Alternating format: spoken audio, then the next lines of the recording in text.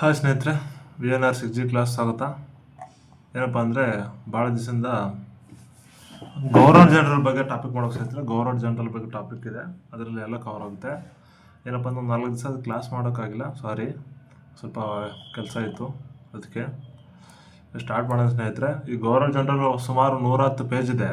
ಅದರಲ್ಲಿ government general ಅಂದರೆ ತುಂಬ ಇಷ್ಟೆಲ್ಲ ಕವರ್ ಆಗುತ್ತೆ ಸ್ನೇಹಿತರೆ. ಯಾಕಂದರೆ ಯುದ್ಧಗಳು ಕವರ್ ಆಗುತ್ತೆ, ತಿರುಗಿ ಯಾರು ಏನೋ ಜಾರಿಗೆ ತಂದರು, ಎಲ್ಲೆಲ್ಲ ಅಂದ್ಬಿಟ್ಟು ಕಂಪಲ್ಸರಿ 2 ಕ್ವಶನ್ 3 ಕ್ವಶನ್ ಇರುತ್ತೆ ಸ್ನೇಹಿತರೆ ಗೌರವ ಜನರ ಬಗ್ಗೆ. ಅದಕ್ಕೆ ನಾವು ಗೌರವ ಜನರ ಬಗ್ಗೆ ಟಾಪಿಕಲ್ಲಿ ಮುಖ್ಯವಾಗಿ ಏನಪ್ಪ ಅಂತಂದರೆ ಹೇಳ್ತೀನಿ ನೋಡಿ. ವೈಸ್ರಾಯ್ ಅಂಡ್ ಗೌರವ ಜನರುಗಳು, ಅದರಲ್ಲಿ ಮುಖ್ಯವಾಗಿ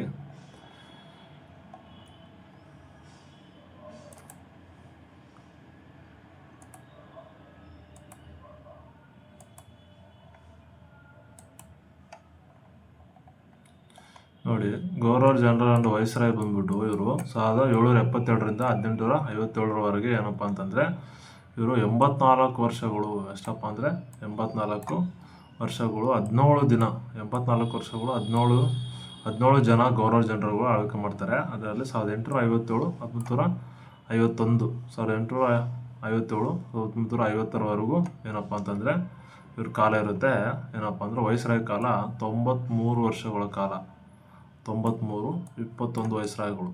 ಇಲ್ಲಿ ಎಷ್ಟು 17 ಗೌರವ ಜನರುಗಳು, 84, 93 ಜನ ಬಂದ್ಬಿಟ್ಟು 93 ವರ್ಷ ಬಂದ್ಬಿಟ್ಟು 29 ವೈಸ್ರಾಯ್ಗಳು ಇರ್ತಾರೆ. ಅದರಲ್ಲಿ ಮುಖ್ಯವಾಗಿ ಆರ್ಡರ್ ವೈಸ್ ಕೇಳ್ತಾರೆ. ಯಾರ್ಯಾರು ಆರ್ಡರ್ ವೈಸ್ ಕೇಳ್ತಾರೆ ಎಕ್ಸಾಮಲ್ಲಿ. ನಿಮ್ಮ ನೋಟಿಫಿಕೇಶನ್ ಬೇರೆ ಆಗ್ತದೆ, ಚೆನ್ನಾಗಿ ಓದ್ಕೊಳ್ಳಿ ಸ್ನೇಹಿತರೆ. ಬ್ರಿಟಿಷರ್ ಗೌರ್ನರ್ ಜನರಲ್ಗಳು ಏನಪ್ಪ ಅಂತಂದ್ರೆ ಮುಖ್ಯವಾಗಿ ವಾರನ್ ಹೆಸ್ಟಿಂಗ್ಸ್ ಬರ್ತಾರೆ. ಫಸ್ಟು ಪ್ರಥಮ ಗೌರ್ನರ್ ಜನರಲ್ ಆಗಿರ್ತಾನೆ 1774-85ವರೆಗೂ. ಸರ್ ಮ್ಯಾಕ್ ಫರ್ಗಸನ್ ಹಂಗಾಮಿ ಗೌರ್ನರ್ ಜನರಲ್ ಆಗಿರ್ತಾನೆ ಇವನು. ಎರಡನೇವನು ಬಂದ್ಬಿಟ್ಟು ಲಾರ್ಡ್ ಕಾರ್ನ್ವಾಲಿಸ್ ಬರ್ತಾರೆ. 1, 2, ಲಾರ್ಡ್ ಕಾರ್ನ್ವಾಲಿಸ್ 3, ಜಾನ್ಸೋರ್ 4, ಕಾರ್ನ್ವಾಲಿಸ್ 5, ತಿರ್ಗಾ 6 ಬಂದ್ಬಿಟ್ಟು ಜಾರ್ಜ್ ಬಾರ್ಲೋ. 7 ಬಂದ್ಬಿಟ್ಟು ವಿಂಟೋ. 8 ಬಂದ್ಬಿಟ್ಟು ವಾರನ್ ಹೆಸ್ಟಿಂಗು. ಜಾನ್ ಆ್ಯಡಮ್ ಬಂದ್ಬಿಟ್ಟು 9ನೇದು ಜಾನ್ ಆ್ಯಡಮ್. 10ನೇದು ಬಂದ್ಬಿಟ್ಟು ಏನಪ್ಪ ಅಂತಂದರೆ ಲಾರ್ಡ್ ಆರ್ಮಸ್ಟು. 12 ಬಂದ್ಬಿಟ್ಟು ಲಾರ್ಡ್ ವಿಲಿಯಂ ಬೆಂಟಿಕ್ಕು. 13ನೇ ಬಂದ್ಬಿಟ್ಟು ಏನಪ್ಪ ಅಂತಂದರೆ ಚಾರ್ಲ್ಸ್ ಮೆಟ್ಸ್ಕಾಪು. 14 ಬಂದ್ಬಿಟ್ಟು ಲಾರ್ಡ್ ಅಕೆಂಡ್ಲೆ. 15 ಬಂದ್ಬಿಟ್ಟು ಏನಪ್ಪ ಅಂದ್ರೆ ಲಾರ್ಡ್ ಎಲೆನ್ಬರೋ. ಲಾರ್ಡ್ ಹಾರ್ಡಿಂಜ್ ಬಂದ್ಬಿಟ್ಟು 16, ಲಾರ್ಡ್ ಹಾರ್ಡಿಂಜ್ 16. ತಿರ್ಗಾ ಲಾರ್ಡ್ ಡಾಲೋಸಿ ಬಂದ್ಬಿಟ್ಟು 17. ತಿರ್ಗಾ ಲಾರ್ಡ್ ಕ್ಯಾನಿಂಗ್ ಬಂದ್ಬಿಟ್ಟು 18 ಜನ ವೈಸ್ರಾಯ್ಗಳು ಆಗ್ತಾರೆ ಸ್ನೇಹಿತರೆ, ಅದು ಹಂಗಾಮಿ ಸೇರಿಕೊಂಡು. ನೆಕ್ಸ್ಟ್ ಏನಪ್ಪ ವೈಸ್ರಾಯ್ಗಳು ಪಟ್ಟಿ ಬಂದ್ಬಿಟ್ಟು ಇದರಲ್ಲಿ ಮುಖ್ಯವಾಗಿ ಇದು ಸ್ಕ್ರೀನ್ಶಾಟ್ ತೊಗೊತಿರೋ ತಗೊಳ್ಳಿ ಸ್ನೇಹಿತರೆ, ಯಾಕಂದ್ರೆ ಬೇಕಾಗುತ್ತೆ ನಿಮಗೆ. ಒಂದ್ಸರಿ ಸ್ಕ್ರೀನ್ಶಾಟ್ ತೊಗೊಳ್ಳಿ. ಇಲ್ಲಿ ಒಂದು ಸ್ಕ್ರೀನ್ಶಾಟ್ ತೊಗೊಳ್ಳಿ ಜಾನ್ ಶೋರ್ವರೆಗೂ. ತಿರ್ಗಿ ಏನಪ್ಪ ಜಾನ್ ಶೋರಿಂದ ತಿರ್ಗಿ ಕಾರ್ನ್ವಾಲಿಸಿಂದ ಸ್ಟಾರ್ಟ್ ಆಗುತ್ತೆ. ಇಲ್ಲೊಂದು ಸ್ಕ್ರೀನ್ಶಾಟ್ ತೊಗೊಳ್ಳಿ.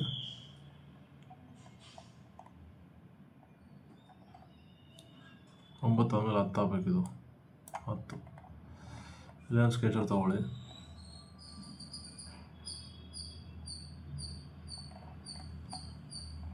ಇನ್ನೊಂದು ಸ್ಕ್ರೀನ್ಶಾಟ್ ತೊಗೊಳ್ಳಿ. ವೈಸ್ರಾಯ್ ಬಂದ್ಬಿಟ್ಟು ಏನಪ್ಪ ಅಂದರೆ ಲಾರ್ಡ್ ಕ್ಯಾನಿಂಗು 1858, 1862. ಲಾರ್ಡ್ ಎಲಿನ್ಬರೋ ಮತ್ತು Robert Napier 3, William Denison 4, John Lawrence 5, ಈಗ Lord Mayo 6, Lord Northbrook 7, Lord Lytton 8, Lord Dufferin 9, Lord Lansdowne ಬಂದ್ಬಿಟ್ಟು 10, Lord Ellenborough 11, Lord Curzon 12, Lord Minto 13, Lord Hardinge ಬಂದ್ಬಿಟ್ಟು 14, ತಿರ್ಗಾ ಲಾರ್ಡ್ ಚೇನ್ಸ್ಫರ್ಡ್ ಬಂದ್ಬಿಟ್ಟು 15, ಲಾರ್ಡ್ ಚೇನ್ಸ್ಫರ್ಡ್ 15 ಆಗ್ತಾರೆ.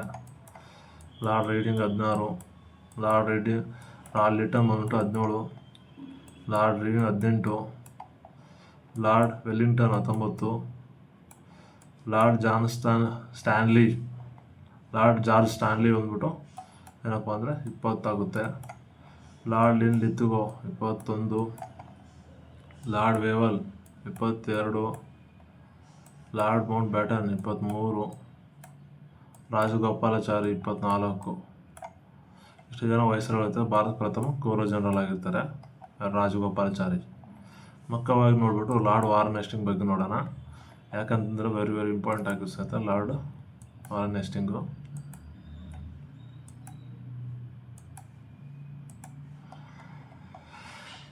ಲಾರ್ಡ್ ವಾರನ್ ಹೆಸ್ಟಿಂಗ್ ಬಂದ್ಬಿಟ್ಟು ಏನಪ್ಪ 1772 1785 ನಡೆಯುತ್ತೆ.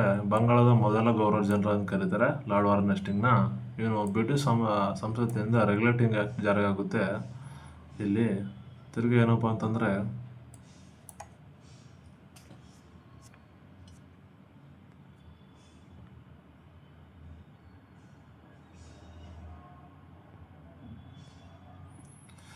ತಿರ್ಗಾ 1781 ಕರ್ನಾಟಕದ ಸುಪ್ರೀಂ ಕೋರ್ಟ್ ಸ್ಥಾಪನೆ ಆಗುತ್ತೆ. ಲಾರ್ಡ್ ವಾರನ್ ಹೆಸ್ಟಿಂಗ್ ಕಾಲದಲ್ಲಿ 1784 ಫಿಟ್ಸ್ ಇಂಡಿಯಾ ಕಾಯ್ದೆ ಜಾರಿಗೆ ಬರುತ್ತೆ. 1774 ರೋಹಿಲ್ಖಂಡದ ಮೇಲೆ ದಾಳಿ ಬರುತ್ತೆ. ತಿರ್ಗಿ ಏನಪ್ಪ ಅಂದರೆ ಆಂಗ್ಲೋ ಮರಾಠ ಯುದ್ಧಗಳು ನಡೆಯುತ್ತೆ, ಸಲ್ಬಾಯ್ ಒಪ್ಪಂದ. ತಿರ್ಗಾ 1780-84 ಆಂಗ್ಲೋ ಮೈಸೂರು ಯುದ್ಧ ಕಾಲದಲ್ಲಿ ಇರ್ತಾರೆ Lord Warren Hastings. William Jones Bangala Asiatic Society ಸ್ಥಾಪನೆ. ಇಷ್ಟೇನಪ್ಪ ಅಂತಂದರೆ ಲಾರ್ಡ್ ವಾರನ್ ಹೆಸ್ಟಿಂಗ್ ಬಗ್ಗೆ ಭಾಳ ಇನ್ಫಾರ್ಮೇಷನ್ ಇದೆ ಸ್ನೇಹಿತರೆ. ಇದು ಎಕ್ಸಾಮ್ ಪಕ್ಕ ಕೇಳ್ತಾರೆ, ನೋಡ್ಕೊಳ್ಳಿ. ಇದು regulating act, supreme court, fits India ಮತ್ತು ಏನಪ್ಪ ರೋಹಿಲ್ಖಂಡ ಮೇಲೆ ದಾಳಿ, ಆಂಗ್ಲೋ ಮರಾಠ ಯುದ್ಧ 1ನೇದು, 2ನೇ ಆಂಗ್ಲೋ ಮೈಸೂರು ಯುದ್ಧ, ವಿಲಿಯಂ ಜೋನ್ಸು ಕೇಳ್ತಾರೆ. ವಾರನ್ ಹೆಸ್ಟಿಂಗ್ ಬಂದ್ಬಿಟ್ಟು ಪ್ರಮುಖ ಘಟನೆಗಳು: ಗವರ್ನರ್ ಜನರಲ್ ಆಗಿ ಅಧಿಕಾರ ಏಪ್ರಿಲ್ 13, 1772 ಬಂಗಾಳದಲ್ಲಿ ಸ್ವೀಕಾರ ಮಾಡ್ತಾರೆ. ರೆಗ್ಯುಲೇಟಿಂಗ್ ಆ್ಯಕ್ಟನ್ನು ಮೊದಲ ಬಾರಿ ಬಂಗಾಳದಲ್ಲಿ ಗವರ್ನರ್ ಜನರಲ್ ಆಗಿ ತರ್ತಾರೆ. ದ್ವಿಮುಖ ಸರ್ಕಾರ ರಾಬರ್ಟ್ ಕ್ಲೈವ್ ಜಾರಿಗೆ ತಂದ ದ್ವಿಮುಖ ಸರ್ಕಾರ ಪದ್ಧತಿಯನ್ನು ಇವರು ರದ್ದುಗೊಳಿಸ್ತಾರೆ. ದ್ವಿಮುಖ ಸರ್ಕಾರ ಪದ್ಧತಿ ಯಾರು ರದ್ದುಗೊಳಿಸ್ತಾರಪ್ಪ ಅಂದರೆ ವಾರನ್ ಹೆಸ್ಟಿಂಗ್ ರದ್ದುಗೊಳಿಸ್ತಾನೆ. ಸುಪ್ರೀಂ ಕೋರ್ಟ್ ಸ್ಥಾಪನೆ ಆಗುತ್ತೆ 1784. ಎಲ್ಲಪ್ಪ ಅಂತಂದರೆ ಮುಖ್ಯವಾಗಿ ಎಲಿಜಾ ಇಂಪೆ ಅವರು ಅಧ್ಯಕ್ಷರಾಗಿರ್ತಾರೆ. ಅವರು ಎಲಿಜಾ ಇಂಪೆ ಅಧ್ಯಕ್ಷರಾಗಿರ್ತಾರೆ ಇವ್ರ ಕಾಲದಲ್ಲಿ. ಮುಖ್ಯವಾಗಿ ಎಲಿಜಾ ಇಂಪೆ ನೆನಪಲ್ಲಿ ಇಟ್ಕೊಳ್ಳಿ. ಆಮೇಲೆ ಖಜಾನ ವರ್ಗಾವಣೆ ಒಂದು ಕಂಪನಿ ಬಂದ್ಬಿಟ್ಟು ಮುರ್ಷಿದಾಬಾದಿಂದ ಕಲ್ಕತ್ತಾಗೆ ವರ್ಗಾಯಿಸ್ತಾರೆ. ಖಜಾನೆಯನ್ನು ಮುರ್ಷಿದಾಬಾದಿಂದ ಕಲ್ಕತ್ತಾಗೆ ವರ್ಗಾಯಿಸ್ತಾರೆ. ತಿರ್ಗಾ ಬ್ರಿಟಿಷ್ ರಾಜಧಾನಿ ಕಾಲಾನುಕ್ರಮ ಏನಪ್ಪ ಅಂದರೆ ರಾಜಧಾನಿಗಳು ಬದಲಾವಣೆ ಮಾಡ್ತಾನೆ ವಾರನ್ ಹೆಸ್ಟಿಂಗು. ಮುರ್ಷಿದಾಬಾದು, ಕೋಲ್ಕತ್ತಾ 1791 ಕೇಳಿದ್ದಾರೆ ಎಕ್ಸಾಮ್ ಸ್ನೇಹಿತರೆ. ಇದು ಎಕ್ಸಾಮ್ ಕೇಳಿದ್ದಾರೆ.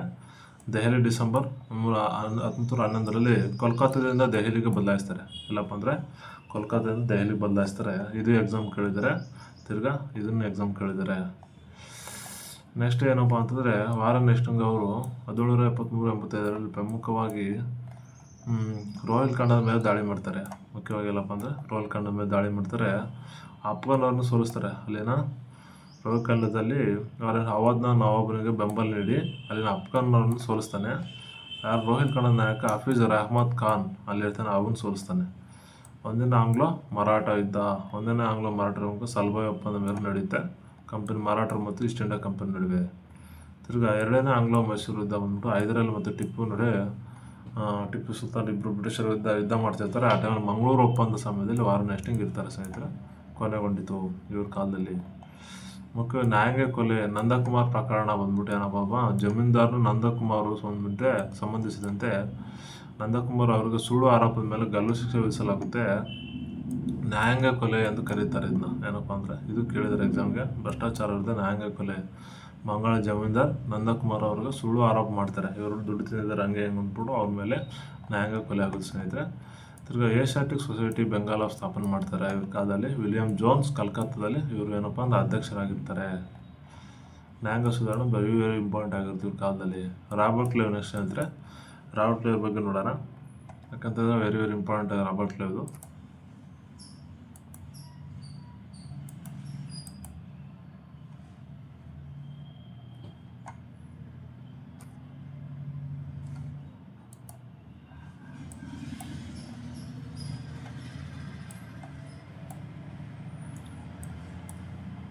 ರಾಬರ್ಟ್ ಕ್ಲೈವ್ ಏನಪ್ಪ ಅಂತಂದರೆ ಇವರು ಮುಖ್ಯವಾಗಿ 1757 1760 ಜಾರಿಗೆ ಬರ್ತಾರೆ. 2ನೇ ಬಾರಿಗೆ 1765 1767 ಏನಪ್ಪ ಅಂದ್ರೆ Robert Clive very very important British ಸಾಮ್ರಾಜ್ಯಕ್ಕೆ.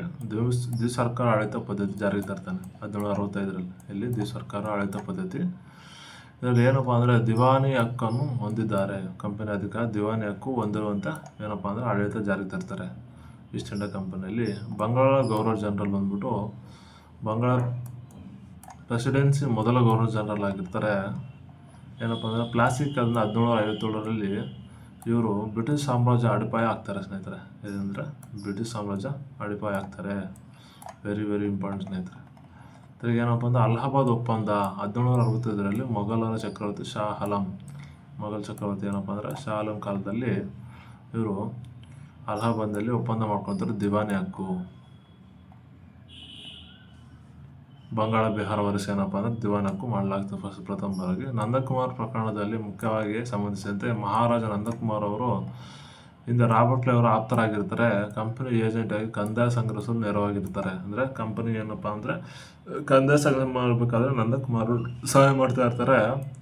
Warren Hastings ಈ ಕಾಲದಲ್ಲಿ ಅವ್ರಿಗೆ ಮರಣದಂಡನೆ ಆಯಿತು. ವಾರನ್ ಹೇಸ್ಟಿಂಗ್ ಕಾಲದಲ್ಲಿ ಏನಪ್ಪ ಅವ್ರಿಗೆ ಮರಣದಂಡನೆ ಆಗುತ್ತೆ. ಆದರೆ ರಾಬರ್ಟ್ ಕ್ಲೈವ್ ಏನು ಮಾಡೋಕ್ಕಾಗಲ್ಲ.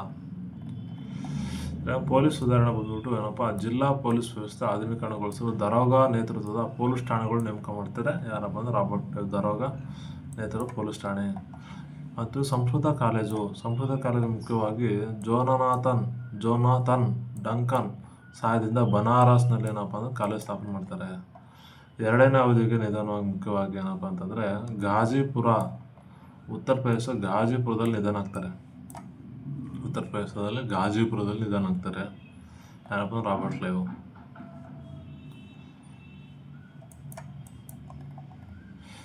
ರಾಬರ್ಟ್ ಕ್ಲೈವ್ ಮುಖ್ಯವಾಗಿ ಇವರು ರಾಬರ್ಟ್ ಕ್ಲೈವ್ ಬಂದ್ಬಿಟ್ಟು ಭಾರತದ ಆಳ್ವಿಕೆ ಅಡಿಪಾಯ ಆಗ್ತಾರೆ. ಏನಪ್ಪ ಅಂದ್ರೆ ರಾಬರ್ಟ್ ಕ್ಲೈವ್ ಆಫ್ ಇಂಡಿಯಾ ಏನು ಕರೀತಾರೆ, ಕ್ಲೈವ್ ಆಫ್ ಇಂಡಿಯಾ ಅಂತ ಕರೀತಾರೆ. ಬ್ರಿಟಿಷ್ ಸಾಮ್ರಾಜ್ಯ ಸ್ಥಾಪಕರಲ್ಲಿ ಪ್ರಮುಖರಾಗಿರ್ತಾರೆ. ಪ್ಲಾಸ್ಟಿಕ್ ಕಾಲದಲ್ಲಿ ಸಿರಾಜುದ್ದೌಲ ವಿರುದ್ಧ ಜಯಗಳಿಸ್ತಾರೆ. ಬಂಗಾಳದಲ್ಲಿ ಮೊದಲ ಬಾರಿಗೆ ಏನಪ್ಪ ಅಂದರೆ ಪ್ರೆಸಿಡೆನ್ಸಿ ಆಫ್ ಮೊದಲ ಬ್ರಿಟಿಷ್ ಗವರ್ನರ್ ಜನರಲ್ ಆಗಿರ್ತಾರೆ 2 ಸಾರಿ 57ರಲ್ಲಿ 60ರಿಂದ 65 67ವರೆಗೂ. ಇದು ಸರ್ಕಾರ ಪದ್ಧತಿ ಜಾರಿಗೆ ತರ್ತಾರೆ. ಇವರು ಮುಖ್ಯವಾಗಿ ನೆಕ್ಸ್ಟ್ ಕಾರ್ನ್ವಾಲಿಸ್ ಬಗ್ಗೆ ನೋಡೋಣ ಸ್ನೇಹಿತರೆ. ಏನಪ್ಪ ಅಂದರೆ ಕಾರ್ನ್ವಾಲಿಸ್ ಬಗ್ಗೆ ನೋಡೋಣ. ಕಾರ್ನ್ವಾಲಿಸ್ ಮುಖ್ಯವಾಗಿ ಏನಪ್ಪ ಅಂದರೆ 1786ರಿಂದ 93ವರೆಗೂ ಏನಪ್ಪ ಅಂದರೆ ಕಾರ್ನ್ವಾಲಿಸ್ ಬಗ್ಗೆ ನೋಡೋಣ. ಮುಖ್ಯವಾಗಿ ಇದರಲ್ಲಿ ಕಾರ್ನ್ವಾಲಿಸಲ್ಲಿ ಮೂರನೇ ಆಂಗ್ಲೋ ಮೈಸೂರು ಯುದ್ಧ ಶ್ರೀರಂಗಪಟ್ಟಣ ಒಪ್ಪಂದದಿಂದ ಕೊನೆಗೊಂಡಿತು. ಕಾರ್ನ್ವಾಲಿಸ್ ಇಲ್ಲಿರ್ತಾರೆ. ಕಾಯಂ ಜಮೀನ್ದಾರಿ ಪದ್ಧತಿ ಏನಪ್ಪ ಅಂದರೆ ಇವ್ರ ಕಾಲದಲ್ಲಿ ಹೊಸ ಪದ್ಧತಿ ಜಾರಿಗೆ ತರ್ತಾರೆ. ಕಾಯಂ ಜಮೀನ್ದಾರಿ ಪದ್ಧತಿ. ನಾಗರಿಕ ಸೇವಾ ಪದ್ಧತಿ ಭಾರತ ನಾಗರಿಕ ಸೇವಾ ವಿಧಾನ ಅಂತ ಕರ್ತಾರೆ ಕಾರ್ನ್ವಾಲಿಸ್ನ. ಮುಖ್ಯವಾಗಿ ಏನಪ್ಪ ನ್ಯಾಯಾಂಗ ಬೇರ್ಪಡೋಕ್ಕೆ ಅಂದರೆ ಕಂದಾಯ ಆಡಳಿತದಲ್ಲಿ ನ್ಯಾಯಾಂಗವನ್ನು ಪ್ರತ್ಯೇಕ ಸುಧಾರಣೆಗಳು ಜಾರಿಗೆ ತರ್ತಾರೆ ಇವರು. ಕಾರ್ನ್ವಾಲಿಸಲ್ಲಿ ಮುಖ್ಯವಾಗಿ ಏನಪ್ಪ ಅಂದರೆ ಭಾರತ ನಾಗರಿಕ ಸೇವೆ ಪಿತಾಮಹ ಅಂತ ಇವನ್ನ ಕರೀತಾರೆ. ಯಾರಪ್ಪ ಅಂದರೆ ಕಾರ್ನ್ವಾಲಿಸ್ನ ಕರೀತಾರೆ. ತಿರುಗಿ ಏನಪ್ಪ ಅಂತಂದರೆ ಕಾರ್ನ್ವಾಲಿಸ್ ಕೋಡನ್ನು ಜಾರಿಗೆ ತರ್ತಾರೆ 1783ರಲ್ಲಿ. ಪೊಲೀಸ್ ಮತ್ತು ಕಂದಾಯವನ್ನು ಒಂದೇ ರೀತಿ ಸಮಗ್ರವಾಗಿ ನಡೆಸ್ತಾನೆ ಸ್ನೇಹಿತರೆ. ತಿರುಗಿ ಏನಪ್ಪ ಅಂದರೆ ಪೊಲೀಸ್ ಸುಧಾರಣೆ ದರೋಗಾ ನೇತೃತ್ವದ ಪೊಲೀಸ್ ಠಾಣೆಗಳನ್ನು ಏನಪ್ಪ ಅಂದರೆ ಸ್ಥಾಪನೆಗೆ ಅನುಕೂಲ ಮಾಡಿಕೊಡ್ತಾರೆ. ತಿರುಗಿ ಸಂಸ್ಕೃತ ಕಾಲೇಜ್ ಏನಪ್ಪ ಜೋನಾಥ್ ಡಂಕನ್ ಸಹಾಯದಿಂದ ಬನಾರಸ್ನ ಸಂಸ್ಕೃತ ಕಾಲೇಜ್ ಸ್ಥಾಪನೆ ಆಗ್ತಿದ್ದ ಕಾಲದಲ್ಲಿ. ಎರಡನೇ ಅವಧಿಗೆ ನಿಧಾನ ಆಗ್ತದೆ ಏನಪ್ಪ 1805ರಲ್ಲಿ ಎರಡನೇ ಬಾರಿ ಗವರ್ನರ್ ಜನರಲ್ ಆಗಿ ಭಾರತಕ್ಕೆ ಬರ್ತಾರೆ. ಗಾಜಿಪುರದಲ್ಲಿ ನಿಧನ ಆಗ್ತಾರೆ. ಜಾನ್ಸರ್ ಬಂದ್ಬಿಟ್ಟು ಏನಪ್ಪ ಅಂತಂದರೆ ಮುಖ್ಯವಾಗಿ ಜಾನ್ಸರು ಇಲ್ಲಿ ಹಸ್ತಕ್ಷೇಪ ಮಾಡದ ನೀತಿ ದೇಶಿ ಸಂಸ್ಥಾನಗಳು ಆಂತರಿಕ ವಿಷಯಗಳಲ್ಲಿ ಹಸ್ತಕ್ಷೇಪ ಮಾಡದಿರೋ ನೀತಿಯನ್ನು ಜಾರಿಗೆ ತರ್ತಾರೆ. Very very important. ಕರ್ದಾ ಕದನ ಯಾರ ಕಾಲದಲ್ಲಿ ಆಗುತ್ತಪ್ಪ ಅಂತಂದರೆ ಜಾನ್ ಶೋರ್ ಕಾಲದಲ್ಲಿ ಕರ್ದಾ ಕದನ ಹೈದರಾಬಾದ್ ನಿಜಾಮ ಮತ್ತು ಮರಾಠರ ನಡುವೆ ನಡೆಯುತ್ತೆ. ತಿರ್ಗಿ 1793ರಲ್ಲಿ ಚಾರ್ಟರ್ ಆ್ಯಕ್ಟ್ ಬಂದ್ಬಿಟ್ಟು ಈ ಬ್ರಿಟಿಷ್ ಈಸ್ಟ್ ಇಂಡಿಯಾ ಕಂಪನಿ ವ್ಯಾಪಾರ ಪರವಾನೆಯನ್ನು 20 ವರ್ಷಗಳ ಕಾಲ ವಿಸ್ತರಿಸಿತು ಇವ್ರ ಕಾಲದಲ್ಲಿ. Charter act. ಕಂದಾಯ ತಜ್ಞ ಕಾರ್ನ್ವಾಲಿಸ್ ಅವರು ಜಾರಿಗೆ ತಂದ ಕಾಯಂ ಜಮೀನ್ದಾರಿ ಪದ್ಧತಿ ರೂಪುರೇಷೆಯನ್ನು ಸಿದ್ಧಪಡಿಸುವಲ್ಲಿ ಜಾನ್ಸರ್ ಪ್ರಮುಖ ಪಾತ್ರ ವಹಿಸ್ತಾನೆ. ನೆಕ್ಸ್ಟ್ ಓದ್ ಸಂಸ್ಥಾನದ ಉತ್ತರಾಧಿಕಾರಿ ಸಂಬಂಧಿಸಿದ ವಿವಾದಗಳನ್ನು ಬಗೆಹರಿಸುವಲ್ಲಿ ಸಾದನ್ ಅಲಿ ಖಾನ್ ನವಾಬನನ್ನು ಏನಪ್ಪ ಅಂತಂದರೆ ಓದ್ ಸಂಸ್ಥಾನದ ಉತ್ತರಾಧಿಕಾರಿ ಸಂಬಂಧಿಸಿದ ವಿವಾದವನ್ನು ಬಗೆಹರಿಸಲು ಸಾದನ್ ಅಲಿ ಖಾನ್ ಏನಪ್ಪ ಅವ್ರನ್ನ ನವಾಬನಾಗಿ ಮಾಡ್ತಾರೆ.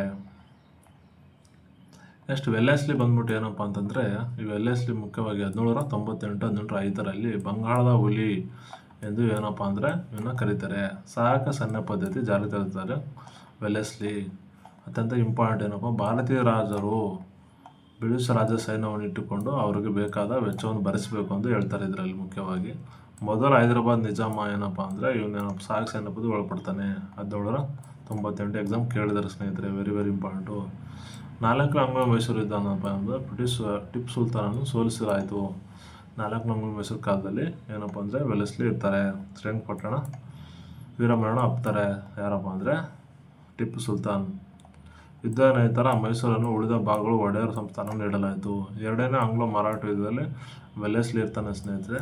ಇಲ್ಲಿ ಬೆಸ್ಸಿನ್ ಒಪ್ಪಂದ ಕಾಲ ಆಗುತ್ತೆ ಇವ್ರದ್ದು. 3ನೇ ಮರಾಠರು ಬಂದ್ಬಿಟ್ಟು ಸಿಂಧಿಯಾದ ಭೋನ್ಸ್ಲೆ ಮತ್ತು ಹೋಳ್ಕರ್ ಬ್ರಿಟಿಷರನ್ನು ಸೋಲಿಸಿದರು. ಫೋರ್ಟ್ ವಿಲಿಯಂ ಕಾಲೇಜು ಬಂದ್ಬಿಟ್ಟು ಭಾರತೀಯ ಭಾಷೆ ಮತ್ತು ಸಂಸ್ಕೃತಿ ಬಗ್ಗೆ ತರಬೇತಿ ನೀಡಲು ಕಲ್ಕತ್ತಾದಲ್ಲಿ ಏನಪ್ಪ ಅಂದ್ರೆ ಫೋರ್ಟ್ ವಿಲಿಯಂ ಕಾಲೇಜನ್ನು ಸ್ಥಾಪನೆ ಮಾಡ್ತಾರೆ. ಸೆನ್ಸಾರ್ಶಿಪ್ ಕಾಯ್ದೆ ಬಂದ್ಬಿಟ್ಟು 1799 ಪತ್ರಿಕಾ ಸ್ವಾತಂತ್ರ್ಯವನ್ನು ನಿಯಂತ್ರಿಸಲು ಮತ್ತು ವಿರೋಧಿ ಮಾಹಿತಿಗಳನ್ನು ಅಡೆತಡೆ ಅಂದರೆ ಪತ್ರಿಕಾ ಬಗ್ಗೆ ಯಾರು ವಿರೋಧಿ ಮಾಡ್ತಾರೆ, ವಿರೋಧ ಬಗ್ಗೆ ಬ್ರಿಟಿಷ್ ಬಗ್ಗೆ ವಿರೋಧ ಮಾಡ್ತಾರೆ ಅವ್ರ ಬಗ್ಗೆ ಪತ್ರಿಕಾ ಕಾಯ್ದೆಯನ್ನು ಜಾರಿತಾರೆ. ಸೆನ್ಸಾರ್ಶಿಪ್ ಕಾಯ್ದೆ ಅಂತ ಕರೀತಾರೆ ಇದನ್ನು. ಮುಖ್ಯವಾಗಿ ಬಂದ್ಬಿಟ್ಟು ಏನಪ್ಪ ಅಂದರೆ ವೆಲ್ಲೆಸ್ಲಿ. ನೆಕ್ಸ್ಟ್ ಏನಪ್ಪ ಅಂದರೆ ವೆಲ್ಲೆಸ್ಲಿ ಸಹಾಯಕ ಸೈನ್ಯ ಪದ್ಧತಿ ವೆರಿ ವೆರಿ ಇಂಪಾರ್ಟೆಂಟು, ಇವ್ರು ಜಾರಿಗೆ ತಂದಿದ್ದು 1798ರಲ್ಲಿ. ಹೈದರಾಬಾದ್ ನಿಜಾಮ ಏನಪ್ಪ ಅಂದರೆ ಒಪ್ಪಂದ ಮಾಡ್ಕೊಂಡು ಫಸ್ಟು ಜಾರಿಗೆ ತಂದ್ಕೊತಾನೆ. 4ನೇ ಆಂಗ್ಲೋ ಮೈಸೂರು ಯುದ್ಧ, 2ನೇ ಮರಾಠ ಯುದ್ಧ, ತಾಂಜಾವೂರು, ಸೂರತ್, ಕರ್ನಾಟಕ ಪ್ರಾಂತ್ಯಗಳಲ್ಲಿ ಬ್ರಿಟಿಷ್ ಆಡಳಿತ ವಿಸ್ತರಿಸಲಾಯಿತು. ಬೆಸ್ಸಿನ್ ಒಪ್ಪಂದ ಏನಪ್ಪ ಅಂದರೆ 2ನೇ ಬಾಜಿರಾಜನೊಂದಿಗೆ ಮಾಡ್ಕೊಳ್ತಾರೆ ಸ್ನೇಹಿತರೆ. ಇಲ್ಲಿಗೆ ಏನಪ್ಪ ಅಂತಂದರೆ ಆ ಟಾಪಿಕ್ ಒಂದು ಮುಗಿಸೋಣ ಸ್ನೇಹಿತರೆ, ಯಾಕಂದ್ರೆ ಲೆಂತಿ ಆಗುತ್ತೆ. ನೆಕ್ಸ್ಟ್ ಟಾಪಿಕ್ ಬರ್ತೀನಿ.